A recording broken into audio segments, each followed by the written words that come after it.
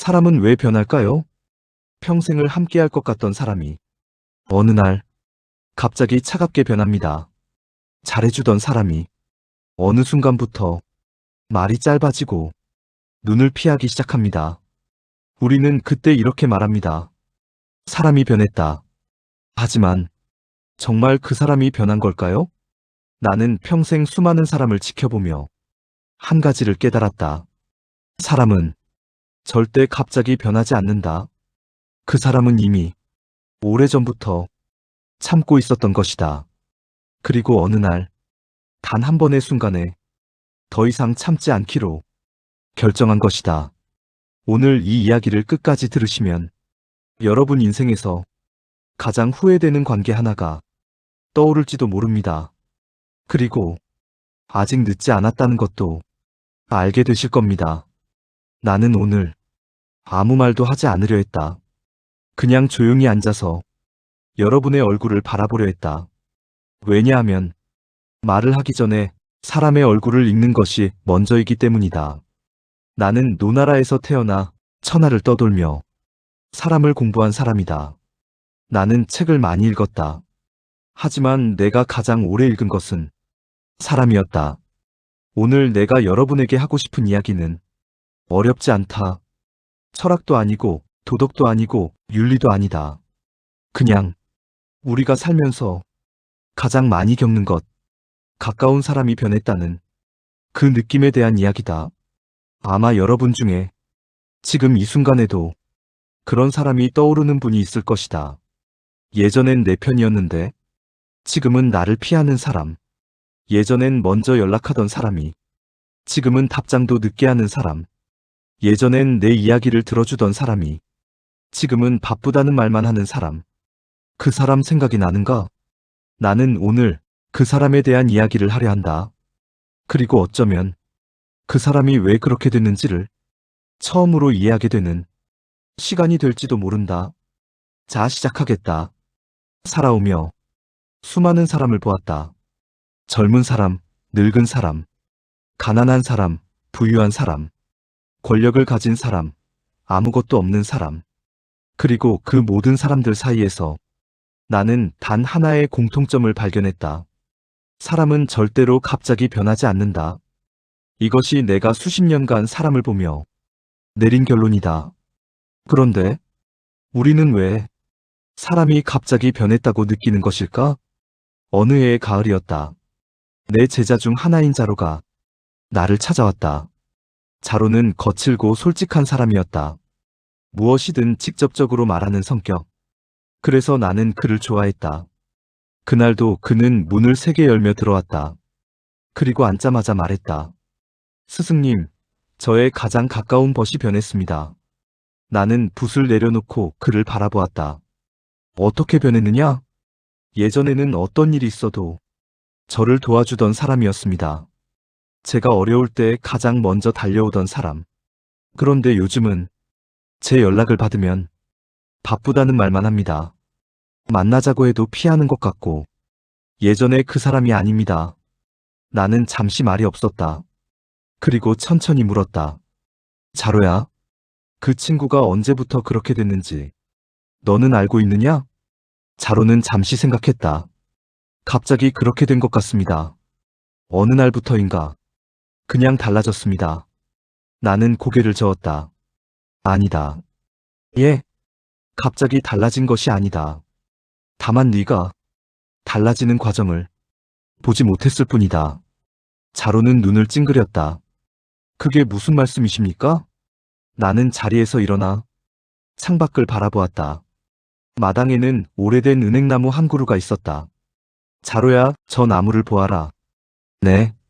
저 나무가 봄에 잎이 날 때 잎이 하루 만에 나오더냐? 아니옵니다. 오랜 시간이 걸립니다. 그렇다. 그리고 겨울에 잎이 질 때도 하루 만에 다 지더냐? 아니옵니다. 맞다. 나무는 오랜 시간에 걸쳐 천천히 변한다. 하지만 우리는 어느 날 문득 돌아보면 잎이 다 졌다는 것을 알게 된다. 사람도 마찬가지다. 사람의 마음이 변하는 것은 겨울에 잎이 지는 것과 같다. 하루 만에 되는 일이 아니다. 천천히, 조용히, 오랜 시간에 걸쳐 한 잎씩 떨어지는 것이다. 다만 우리가 그 나무를 매일 보지 않았기 때문에 어느 날 갑자기 잎이 다 졌다고 느끼는 것이다. 자로는 한동안 말이 없었다. 나는 다시 자리에 앉으며 말했다. 사람이 변했다고 느낄 때 그것은 거짓말이 아니다. 정말로 그 사람은 변했다. 하지만 갑자기 변한 것이 아니다. 그 변화는 이미 오래전부터 시작되었다. 다만 우리가 보지 못했을 뿐이다. 이것이 내가 말하고 싶은 첫 번째 이야기다. 사람은 갑자기 변하지 않는다. 그저 우리가 그 사람의 내면을 충분히 들여다보지 않았을 뿐이다. 그리고 그것은 어쩌면 우리 모두의 이야기이기도 하다. 여러분, 잠시 생각해보라. 지금 여러분 주변에 달라졌다고 느끼는 사람이 있는가? 그 사람은 정말 갑자기 달라진 것일까? 아니면 오래전부터 달라지고 있었는데 우리가 보지 못한 것일까? 나는 이것이 중요한 질문이라고 생각한다. 왜냐하면 이 질문에 어떻게 답하느냐에 따라 우리가 그 관계를 어떻게 바라볼 것인지가 완전히 달라지기 때문이다. 갑자기 변했다고 생각하면 우리는 배신감을 느낀다. 이유도 없이 떠났다고 생각한다. 하지만 오래전부터 달라지고 있었다고 생각하면 우리는 다른 질문을 하게 된다. 왜 그랬을까? 무슨 일이 있었을까? 내가 놓친 것이 무엇일까? 그 질문의 차이가 관계를 살리기도 하고 관계를 완전히 끊어버리기도 한다. 나는 평생 사람들 사이를 걸어다녔다. 노나라, 위나라, 진나라, 채나라. 수십 개의 나라를 떠돌며 수천 명의 사람을 만났다. 그리고 그 과정에서 내가 가장 많이 들은 말이 있다. 그 사람 변했어. 왕도 그렇게 말했다. 신하도 그렇게 말했다. 백성도 그렇게 말했다. 부부도, 부모와 자식도, 스승과 제자도, 오랜 벗들도 모두 같은 말을 했다. 그 사람 변했어. 나는 처음엔 그냥 흘려들었다. 하지만 어느 날부터 이 말이 마음에 걸리기 시작했다. 왜 모든 사람이 변했다는 말을 쓰는 것일까? 정말로 그 사람이 변한 것일까? 아니면 우리가 그 사람을 처음부터 잘못 알았던 것일까? 나는 이 의문을 갖고 많은 사람들과 이야기를 나눴다. 그리고 한 가지 패턴을 발견했다. 사람들이 변했다고 말할 때 그 안에는 항상 두 가지 의미가 섞여 있다. 첫 번째는 그 사람이 정말로 달라졌다는 것. 두 번째는 내가 기대했던 모습과 달라졌다는 것. 그리고 대부분의 경우 실제로 사람이 본질적으로 달라진 경우보다 우리의 기대가 무너진 경우가 훨씬 많다. 한 예를 들겠다. 내 제자 중에 아내라는 아이가 있었다. 총명하고 성실하며 배움을 사랑하는 아이였다. 내가 가장 아끼는 제자였다. 어느 날 같은 제자인 자공이 나를 찾아와 말했다. 스승님, 아내가 이상해졌습니다. 어떻게? 요즘 공부를 예전만큼 열심히 하지 않는 것 같습니다. 예전엔 새벽부터 밤늦게까지 책을 손에서 놓지 않았는데 요즘은 일찍 자리를 정리하고 돌아갑니다. 나는 자공의 이야기를 듣고 직접 아내를 불러 물었다. 아내야, 요즘 공부가 어떠냐? 아내는 담담하게 대답했다. 예전보다 더 깊어진 것 같습니다, 스승님. 나는 놀랐다. 하지만 자공은 네가 공부를 덜 한다고 하더구나. 아내는 미소를 지으며 말했다. 예전엔 오래 앉아 있으면 공부를 많이 하는 것이라 생각했습니다. 하지만 이제는 1시간을 앉아 있어도 진심으로 깊이 생각하는 것이 중요하다는 것을 알게 되었습니다. 그래서 시간은 줄었지만 배움은 더 깊어졌습니다. 나는 그 말을 듣고 고개를 끄덕였다. 그리고 자공을 불러 말했다. 자공아, 아내는 변한 것이 아니다. 성장한 것이다. 다만 네가 보던 아내의 모습이 겉으로 드러나는 시간과 행동이었을 뿐, 그 안에서 일어나는 변화는 네가 볼 수 없었던 것이다. 이것이 오해의 시작이다. 우리는 사람을 볼 때 겉으로 드러나는 것만 본다. 말투, 행동, 표정, 연락 빈도, 그리고 그것이 변하면 사람이 변했다고 판단한다. 하지만 그 사람의 내면에서 무슨 일이 일어나고 있는지는 보려 하지 않는다. 아니, 정확하게 말하면 보려 해도 볼 수가 없다. 우리는 상대의 마음속을 직접 들여다볼 수 없기 때문이다. 그래서 우리는 겉으로 드러나는 것만 보고 판단을 내린다. 그 판단이 얼마나 많은 오해를 만들어 왔는지 나는 평생 그 오해의 현장을 보아왔다. 그리고 또 하나, 사람들은 상대방의 변화를 발견했을 때 대부분 하나의 단어로 표현한다. 배신. 나는 이 단어를 들을 때마다 마음이 무거워진다. 배신이라는 단어 안에는 나는 잘못이 없다는 전제가 숨어 있기 때문이다.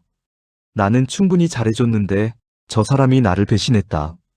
그러나 나는 묻는다. 정말 그런가? 상대방이 변하기 전에 우리는 정말 충분했는가? 그 사람의 작은 신호들을 우리는 알아챘는가? 그 사람이 힘들다고 했을 때 우리는 제대로 들어줬는가? 그 사람이 서운하다고 했을 때 우리는 진심으로 사과했는가? 배신이라고 부르기 전에 우리는 먼저 이 질문들을 스스로에게 해야 한다. 나는 질문을 좋아한다. 답을 주는 것보다 질문을 던지는 것이 사람을 더 깊이 변화시킨다고 믿기 때문이다. 그래서 나는 오늘도 여러분에게 하나의 질문을 드리려 한다. 그 전에 한 이야기를 먼저 하겠다. 내가 위나라를 떠돌던 시절의 일이다. 그곳에서 나는 한 귀족 가문의 이야기를 들었다. 그 가문에는 두 형제가 있었다. 형은 집안의 모든 것을 물려받았고 동생은 아무것도 없이 세상에 나왔다. 어릴 때 두 형제는 매우 사이가 좋았다고 한다. 형이 동생을 아끼고 동생이 형을 따랐다. 하지만 세월이 지나며 형과 동생은 점점 멀어졌다. 동생이 어느 날 길에서 형을 마주쳤을 때 형은 그냥 지나쳤다. 마치 모르는 사람을 보듯. 사람들은 말했다. 동생이 변했다. 아니다, 형이 변했다. 둘 다 서로가 변했다고 했다. 나는 그 이야기를 듣고 그 두 형제를 따로 만났다. 먼저 형을 만났다. 동생이 왜 나를 피하는지 모르겠습니다. 제가 무엇을 잘못했는지 나는 물었다. 동생이 힘들다고 찾아왔을 때 당신은 어떻게 했습니까? 형은 잠시 생각하다 말했다. 바빴습니다. 그래서 나중에 보자고 했습니다. 몇 번이나? 형은 대답하지 못했다. 그 다음 동생을 만났다. 형이 저를 무시합니다. 예전엔 그러지 않았는데. 나는 물었다. 형에게 섭섭하다고 직접 말한 적 있습니까? 동생은 고개를 저었다. 말해봤자 소용없을 것 같아서요. 몇 번이나 그렇게 생각하며 참았습니까? 동생은 눈을 내리깔았다. 셀 수 없이 많이요. 나는 두 형제의 이야기를 듣고 이렇게 생각했다. 형은 동생이 섭섭해하고 있다는 것을 몰랐다. 아니, 정확하게는 알려고 하지 않았다.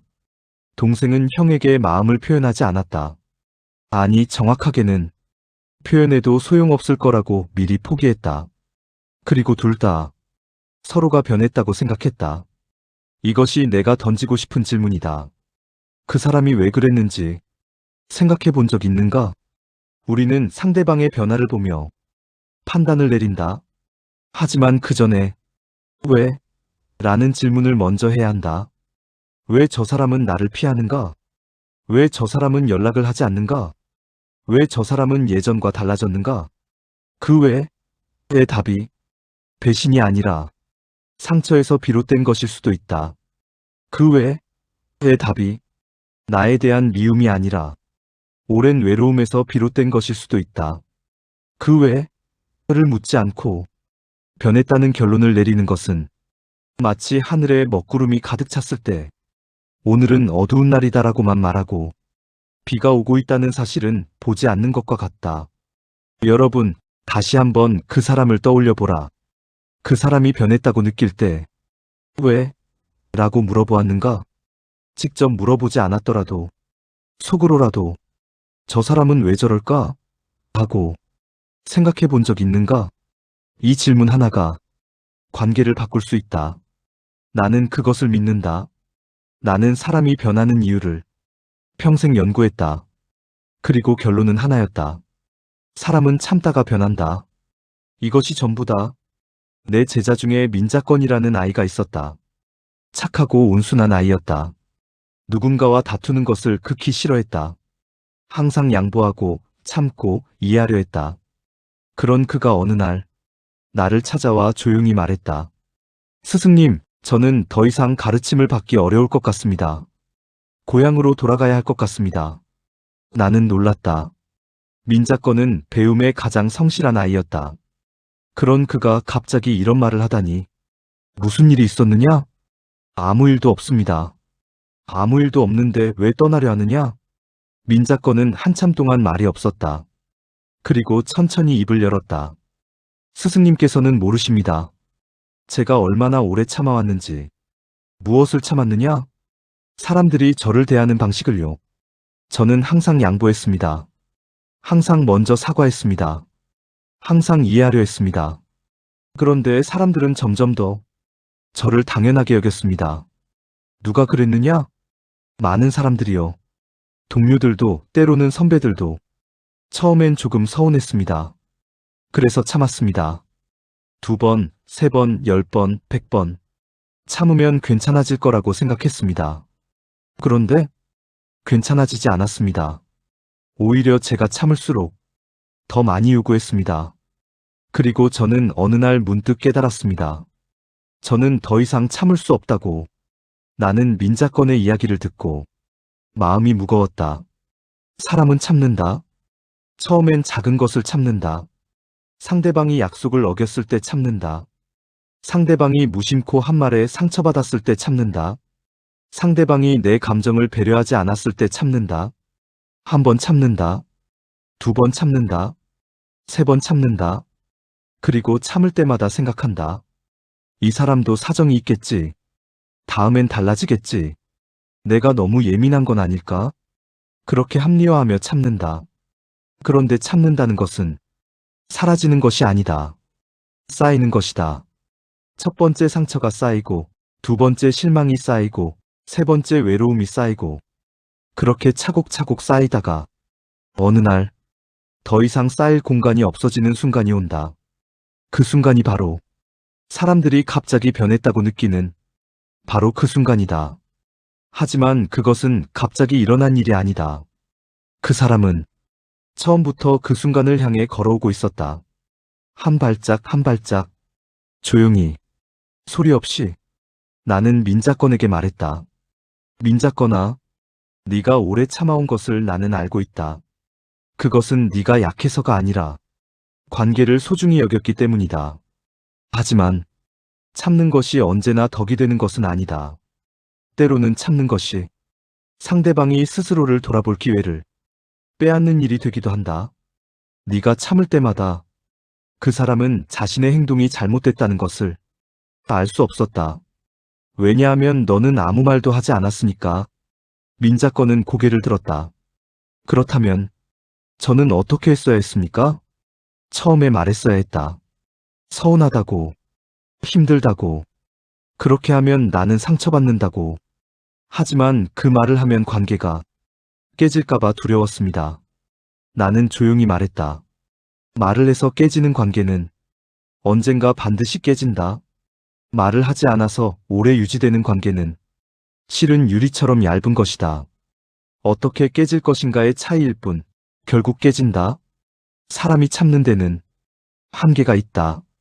어떤 사람은 10번 참고, 어떤 사람은 100번 참고, 어떤 사람은 1000번 참는다. 하지만 모든 사람에게는 결국 이제 됐다고 말하는 순간이 온다. 그 순간이 오기 전까지 그 사람은 조용히 묵묵히 자신의 공간에서 혼자 울고 있었다. 관계는 어떻게 무너지는가? 큰 사건 때문에 무너진다고 생각하는 사람이 많다. 배신, 거짓말, 다툼, 욕. 물론 그런 것들도 관계를 무너뜨린다. 하지만 내가 보아온 수많은 관계 중에서 가장 많은 관계를 무너뜨린 것은 그런 큰 사건이 아니었다. 아주 작은 것들이었다. 관계가 무너지는 것은 거대한 폭풍이 오는 것이 아니다. 작은 균열이 생기는 것이다. 처음엔 아주 미세한 금, 눈에 보이지도 않을 정도로 작은. 하지만 그 금이 방치되면 조금씩 길어진다. 그리고 또 방치되면 조금씩 깊어진다. 그러다가 어느 날 마지막 충격이 오면 그 균열을 따라 쩍 하고 갈라진다. 내 제자 자공이 한 번은 이런 이야기를 해줬다. 스승님, 저의 오랜 법과 크게 싸웠습니다. 무슨 일이 있었느냐? 별것 아닌 일이었습니다. 제가 약속 장소를 잘못 알아 늦게 도착했습니다. 그런데 그 친구가 그것을 계기로 그동안 쌓였던 말을 다 쏟아냈습니다. 어떤 말이었느냐? 그동안 제가 약속을 몇 번이나 바꿨는지, 제가 자기 이야기를 제대로 들어주지 않은 일들, 제가 무심코 했던 말들이 사실은 상처가 됐다는 것, 그런 것들을요? 저는 몰랐습니다. 그 친구가 그런 것들을 다 기억하고 있을 줄은. 나는 자공에게 물었다. 그 친구가 그 말을 하기 전까지 너에게 불만을 표현한 적이 있었느냐? 자공은 잠시 생각하다 말했다. 사실 두어 번 슬쩍 말한 적이 있었던 것 같습니다. 그때 저는 별것 아니잖아 하고 넘겼는데 나는 고개를 끄덕였다. 그것이다. 사람은 처음엔 조심스럽게 말한다. 이런 게 조금 힘들어. 이럴 때 나는 서운해. 그것은 사실 신호다. 나의 이야기를 좀 더 들어줘라는 신호. 우리 관계가 중요하니까 이걸 말하는 거야 라는 신호. 그런데 그 신호를 별것 아니잖아로 받아넘기면 그 사람은 더 이상 말하지 않는다. 왜냐하면 말해봤자 소용없다는 것을 배웠기 때문이다. 그리고 그 사람은 조용해진다. 그 조용함을 우리는 흔히 이제 괜찮아졌구나 라고 착각한다. 하지만 그것은 마음의 문을 닫기 시작한 것이다. 그렇다면 마지막 한마디는 무엇인가? 내가 여기서 말하는 마지막 한마디는 마지막으로 나누는 이별의 말이 아니다. 그것은 그 사람의 마음이 완전히 꺼지는 바로 그 순간을 촉발시키는 마지막 계기다. 그것은 아주 작은 것일 수 있다. 에이, 그것도 못해? 그냥 네가 알아서 해. 됐어, 그냥 관둬. 바쁜데 그게 그렇게 중요해? 이 중 어떤 것이든 오랫동안 참아온 사람에게는 더 이상 참을 이유가 없어지는 마지막 방아쇠가 된다. 나는 제자들에게 항상 이렇게 말했다. 작은 말 하나를 함부로 내뱉지 마라. 그 말이 그 사람에게 어떤 무게로 닿을지 너는 알 수 없기 때문이다. 물 한 방울이 바위를 뚫는 데는 오랜 시간이 걸린다. 하지만 그 마지막 한 방울이 떨어지는 순간 바위는 뚫린다. 그리고 그 마지막 한 방울에게는 네가 혼자 뚫은 것이 아니다고 말해봤자 이미 구멍은 나 있다. 여러분, 가까운 사람과 마지막으로 진심을 나눈 것이 언제였는가? 그 사람이 요즘 조용하다면 이미 마음의 문을 닫기 시작한 것은 아닐까? 이것을 생각해 보길 바란다. 사람은 떠난 뒤에야 한다. 이것이 인간의 가장 서글픈 습성이다. 나는 이것을 수없이 목격했다. 내 제자들도 그랬고, 내가 만난 왕들도 그랬고, 이름 없는 백성들도 그랬다. 모두가 잃고 나서야 그것의 가치를 알았다. 위나라에서 있었던 일이다. 그곳에 한 관리가 있었다. 나이가 많고 지위가 높은 사람이었다. 그의 아내는 수십 년 동안 그를 내조하며 묵묵히 곁에 있었다. 그런데 어느 해 그 아내가 병으로 세상을 떠났다. 그 관리는 처음엔 슬프지 않았다고 한다. 일이 바빠서 슬퍼할 여유도 없었다는 것이다. 그런데 며칠이 지나고 몇 달이 지나고 그는 조금씩 이상한 것을 느끼기 시작했다고 한다. 아침에 밥상이 차려져 있지 않다. 외출할 때 아무도 배웅하지 않는다. 저녁에 돌아왔을 때 아무도 반겨주지 않는다. 밤에 힘든 일이 있을 때 이야기 나눌 사람이 없다. 그는 점점 공허해졌다. 그리고 어느 날 아내가 살아있을 때 왜 이렇게 잔소리가 많아? 라고 했던 말이 떠올랐다고 한다. 그 말이 사실은 나를 걱정해줘서 고마워였다는 것을 그제 알았다고. 그는 나를 찾아와 말했다. 공자님, 저는 수십 년을 함께 살면서 아내가 얼마나 많은 것을 해줬는지 전혀 몰랐습니다. 나는 그에게 이렇게 말했다. 그것이 사람의 본성입니다. 있을 때는 당연하게 여기고 없어지고 나서야 소중함을 압니다.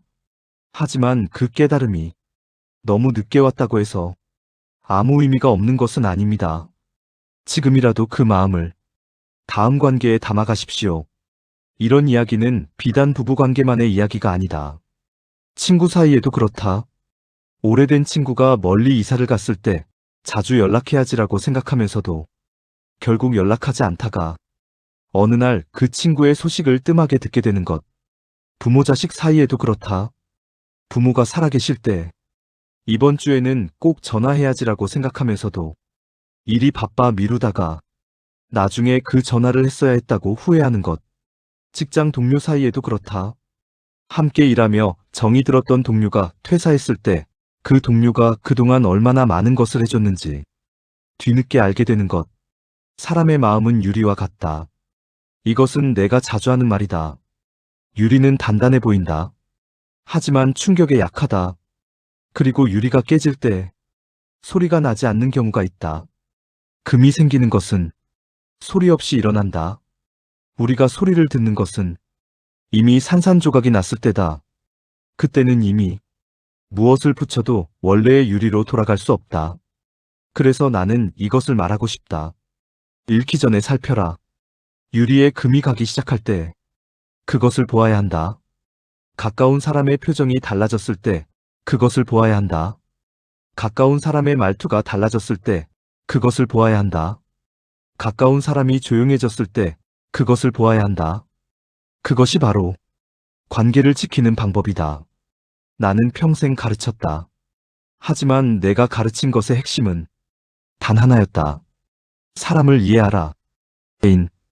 이것이 내 가르침의 전부다. 인이라는 글자를 보면 사람 인과 둘리가 합쳐져 있다. 사람이 둘 있는 것. 나는 이것이 인의 가장 정확한 정의라고 생각한다. 혼자서는 인이 이루어지지 않는다. 두 사람이 있어야 그 사이에서 인이 생겨난다. 그것은 이해이기도 하고 배려이기도 하고 존중이기도 하다. 그렇다면 사람을 잃지 않는 방법은 무엇인가? 나는 이것을 몇 가지로 나누어 이야기하겠다. 사람은 마음이 흔들리기 시작하면 반드시 신호를 보낸다. 그 신호는 언제나 작다. 말투가 조금 딱딱해진다. 눈을 마주치는 시간이 짧아진다. 대답이 짧아진다. 먼저 연락하는 빈도가 줄어든다. 웃음이 조금 어색해진다. 이것들은 큰 사건이 아니다. 하지만 이것들이 바로 나는 지금 조금 힘들어라는 그 사람의 조용한 언어다. 이 언어를 읽을 수 있어야 한다. 가장 중요한 것은 상대방이 말하기를 기다리는 것이 아니라 내가 먼저 물어보는 것이다. 요즘 어때? 뭔가 힘든 것 있어? 나한테 하고 싶은 말 있으면 해. 이 세 마디가 수많은 관계를 살릴 수 있다. 사람은 말을 꺼내기까지 엄청난 용기가 필요하다. 특히 상처받은 것을 말하거나 서운한 것을 표현하거나 도움을 요청하는 일은 쉬운 일이 아니다. 그 용기를 낼 수 있도록 내가 먼저 문을 열어주는 것. 그것이 관계를 지키는 방법이다. 나는 제자들에게 항상 이렇게 말했다. 말은 살아있다. 한번 뱉으면 죽지 않는다. 그 말을 들은 사람의 마음속에서 계속 살아 움직인다. 무심코 던진 말 한마디가 상대방의 가슴 속에서 수십 년을 산다. 그래서 나는 말을 함부로 하지 않으려 했다. 특히 가까운 사람에게. 그게 뭐가 힘들어? 그것도 못해? 됐어. 그냥 나한테 맡겨. 이런 말들은 상대방을 소인으로 만드는 말이다. 그 사람의 힘듦을 부정하는 말이다. 그 사람의 감정을 무시하는 말이다. 그 사람의 존재 자체를 작게 만드는 말이다. 내가 살면서 가장 많이 본 후회 중 하나는 그때 사과했어야 했는데다. 사과는 지는 것이 아니다. 사과는 상대방을 위한 것이 아니라 관계를 위한 것이다. 그리고 더 정확하게 말하면 나 자신을 위한 것이기도 하다. 사과하지 못한 말은 내 마음속에서도 계속 살아있다. 그것이 죄책감이 되고 억울함이 되고 때로는 분노가 된다. 그 감정들을 내려놓는 방법은 단 하나다. 미안해. 이 두 글자. 이것이 내가 가장 강조하고 싶은 것이다. 현대를 사는 여러분은 내가 살던 시대보다 훨씬 바쁘다는 것을 안다. 할 일이 많고 신경 써야 할 것이 많고 손안에 든 작은 도구들이 끊임없이 주의를 빼앗는다. 하지만 중요한 사람 앞에 앉아 있을 때, 그 사람의 이야기를 들을 때 정말로 그 사람과 함께 있어야 한다. 눈을 보아야 한다. 고개를 끄덕여야 한다. 그 사람의 말에 반응해야 한다. 함께 있는데 함께 있지 않으면 그 사람은 혼자라고 느낀다. 그리고 혼자라는 느낌이 쌓이면 그 사람은 진짜로 혼자가 되기로 결심한다. 작은 변화를 알아차리는 것, 먼저 묻는 것, 말의 무게를 아는 것, 사과를 망설이지 않는 것, 함께 있을 때 함께 있는 것. 이것이 사람을 잃지 않는 방법이다. 나는 지금 여러분에게 한 가지를 부탁하려 한다. 어렵지 않다. 지금 이 순간 떠오르는 사람이 있는가? 오래 연락하지 않은 사람, 미안한 말을 하지 못한 사람, 서운함을 풀지 못한 사람, 마지막으로 목소리를 들은 것이 언제인지 모르는 사람. 그 사람이 떠오르는가? 나는 여러분에게 솔직하게 말하겠다. 사람은 완전히 떠나기 전까지는 돌아올 수 있다. 마음의 문이 닫히기 시작해도 아직 완전히 잠기지 않은 상태라면 다시 열 수 있다. 그 문을 여는 방법은 복잡하지 않다. 연락하나? 메시지하나? 요즘 어때? 라는 한마디. 나 요즘 내 생각이 났어. 그때 그 일 미안했어. 너는 잘 지내고 있어? 이것으로 시작할 수 있다. 하지만 나는 또한 솔직하게 말해야 한다. 완전히 떠난 사람이 있다. 마음의 문이 완전히 잠긴 사람. 더 이상 열고 싶지 않다고 결심한 사람. 그 사람은 수없이 많은 신호를 보냈다. 하지만 그 신호들이 외면당했다. 그 사람은 여러 번 말을 꺼내려 했다. 하지만 그 말들이 부정당했다. 그 사람은 오랫동안 기다렸다. 하지만 그 기다림은 보상받지 못했다. 그래서 그 사람은 결국 결심했다. 이제 됐다. 그 세 글자를 말한 사람에게 다시 연락을 해서 나 왜 그랬는지 알아라고 말해도 받아들여지지 않을 수 있다. 그것이 냉정한 현실이다. 하지만 나는 포기하라고 말하는 것이 아니다. 나는 이렇게 말하는 것이다. 지금 아직 늦지 않은 관계에 집중하라. 완전히 떠난 사람에게 후회하며 시간을 보내는 것도 의미 있다. 그 후회가 나를 변화시키기 때문이다. 하지만 더 중요한 것은 지금 내 곁에 있는 사람들을 잃지 않는 것이다.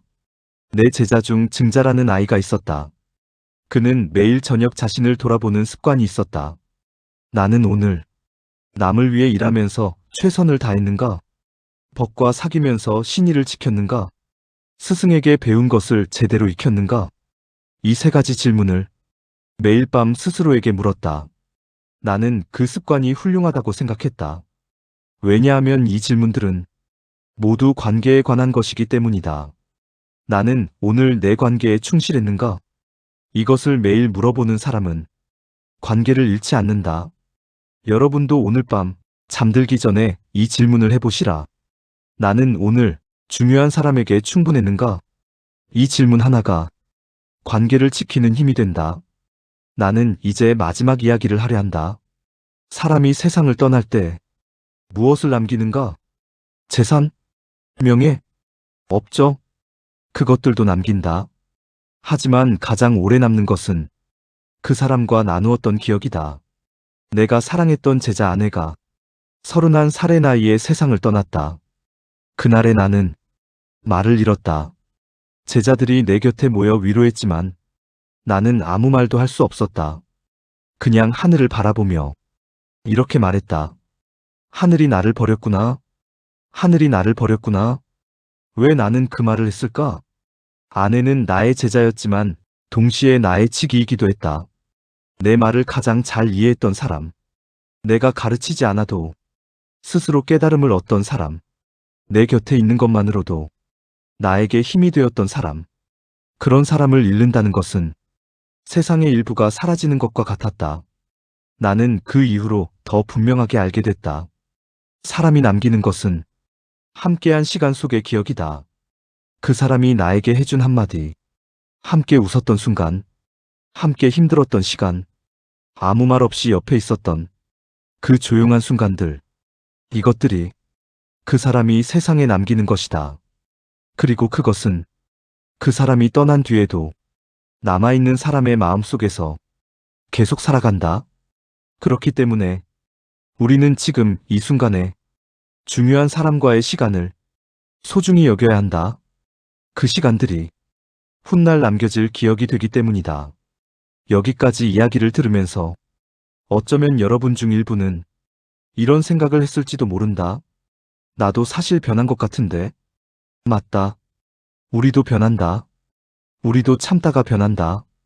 우리도 신호를 보냈는데 무시당하면 문을 닫는다. 우리도 어느 날 이제 됐다고 말하는 순간이 온다. 나는 여러분에게 묻고 싶다. 지금 여러분 자신은 어떤가? 오랫동안 참아온 것이 있는가? 말하고 싶었는데 말하지 못한 것이 있는가? 서운한데 서운하다고 말하지 못한 관계가 있는가?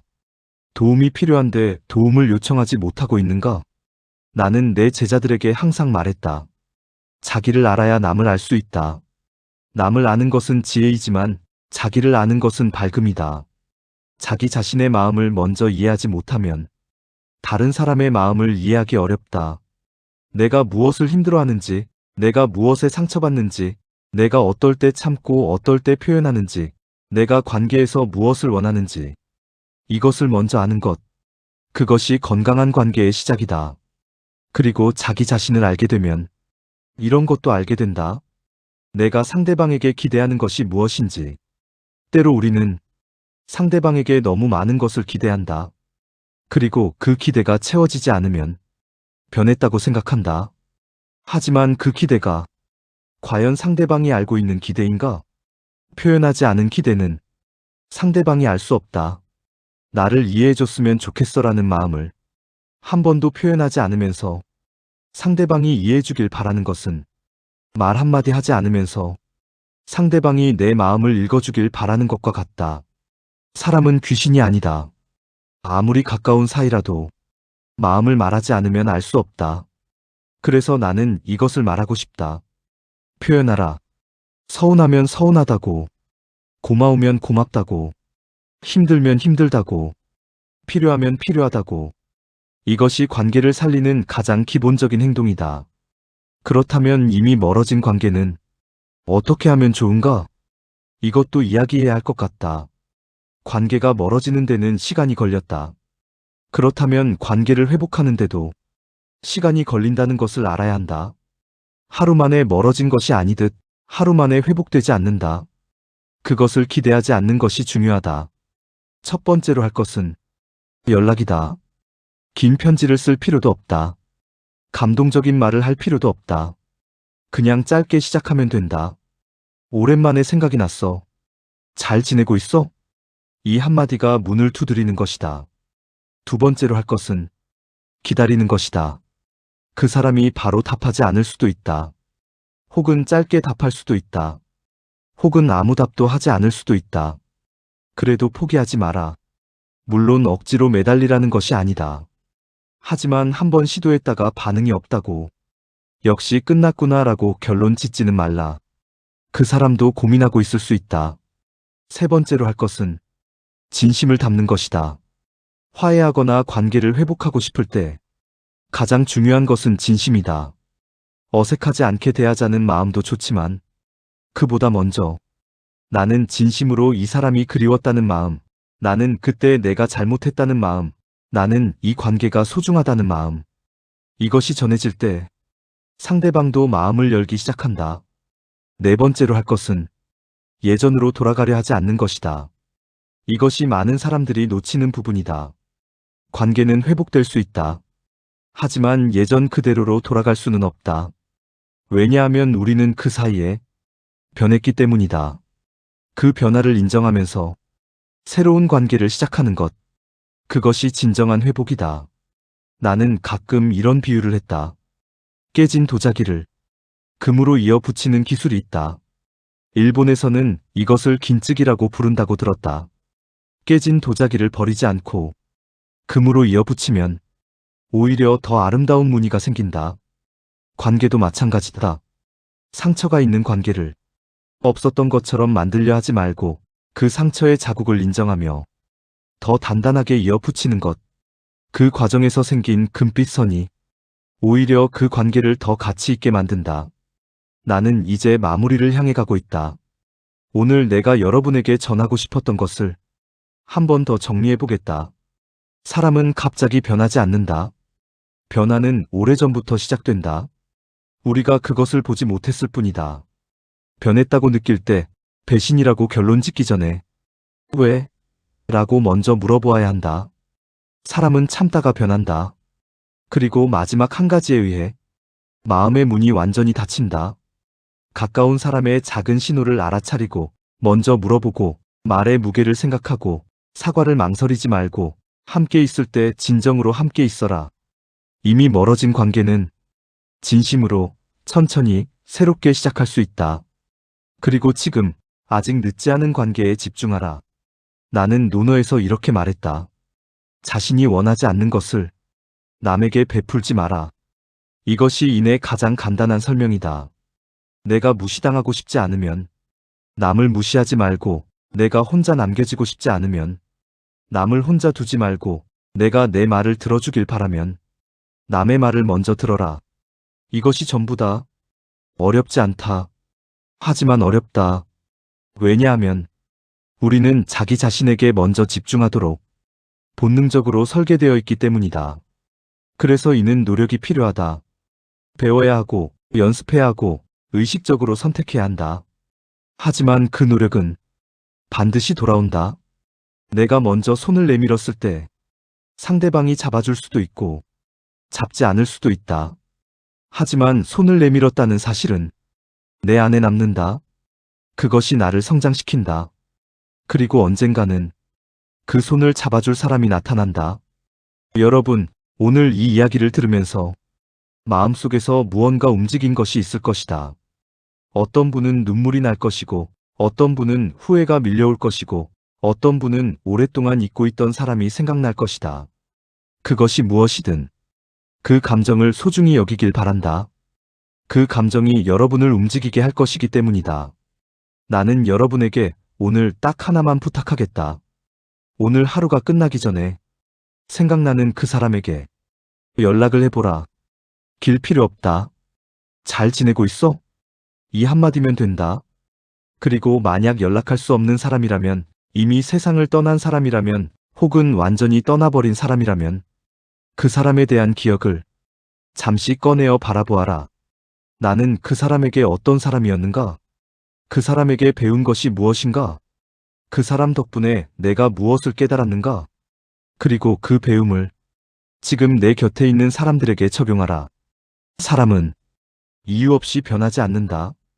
그 사람이 변했다면 그 사람의 마음속에는 이미 오래전부터 이야기가 시작되고 있었던 것이다. 그리고 그 이야기를 우리가 듣지 않았던 것이다.